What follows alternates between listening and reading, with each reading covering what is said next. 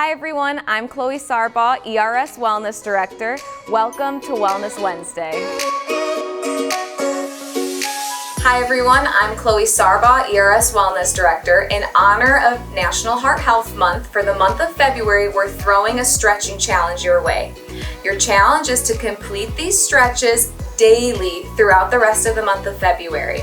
You're going to hold your stretches 20 to 30 seconds depending on what you tolerate, and you're going to go through each stretch 3 to 5 times. So that means if you're doing one side of the body and then the other, that's 3 to 5 times per side. You don't have to do it all in one setting. Depending on your schedule, you can spread it out throughout the day. We're going to see how your body feels at the end of the month. Stretch. We're going to take our fingertips to the back of our head. We're not interlacing the fingertips. We're going to bring those to the back of our head. If that's uncomfortable for your shoulders, you can go more the base of your head or your neck.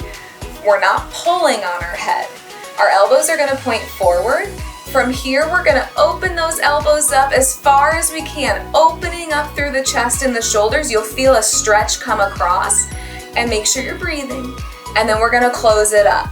So we're going to do this for 20 to 30 seconds, just working through this range of motion. If you feel like you can hold it longer for that stretch, hold it longer as you work through it. If you need to do one arm at a time, you have that option as well. This next stretch is more of a range of motion than a holding stretch, and you'll see why. It's going to go through the range of motion at your shoulders, but it also helps to loosen up your posture muscles, your muscles into your neck. So we want to stand nice and tall. We're doing shoulder rolls. So the range of motion is at the shoulder itself. We're going to roll it up towards the ears, back, down, and then bringing it back forward. Your goal is to really exaggerate this roll.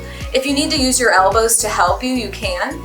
You want to make that roll as big as you can. So you're going to do 5 to 10 rolls in one direction, 5 to 10 rolls in the other direction. This one's a little bit different. It's not a stretch for 20 to 30 seconds. We're actually counting those rolls for this. This stretch is going to focus on the hamstrings, which is the muscle running down the back of the leg. Almost always tight, so very important to stretch this. You're going to want an elevated surface like a step or maybe a low chair or a stool, but it should not have wheels on it. We want it to stay in place. Make sure you have something nearby you could put a hand on. So if this is my step and I'm using the steps at home, I can always put my hands on the railing. We're going to face the step. We're going to pick which leg we want to put up on the step. That's going to be the leg that stretches. We're going to lift this leg up and we're going to rest the heel on that elevated surface. We want to relax our knee so that our leg stays nice and straight throughout. That's important.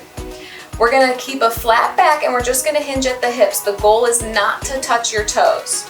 So we're going to hinge at the hips, keeping that back nice and flat. You're going to feel like your booty's pushing back behind you.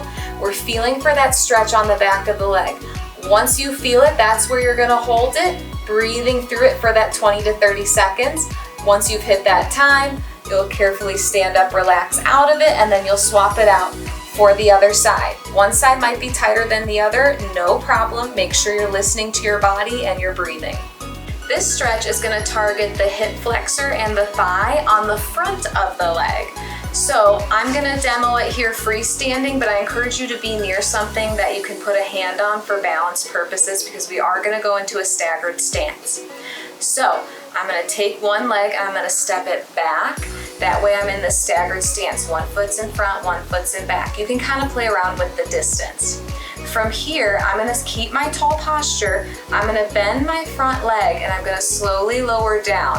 This hip is going to push forward. I don't want my shoulders to go forward. And I'm just going to sink into this front leg until I start to feel that stretch creep in on the hip flexor and then down into the thigh. For some of us, it might not take much, and for others, you might have to sink a little bit lower. That's why it's good to have that sturdy object nearby. Once you feel that stretch, just a slight stretch, you're going to breathe through it, holding it that 20 to 30 seconds. Then you'll gently push up and relax out of it, and then you'll swap it out for the other foot stepping back. If the standing version is too advanced, we do offer seated versions on our blog, so you can go back and find the seated version of this stretch and other stretches.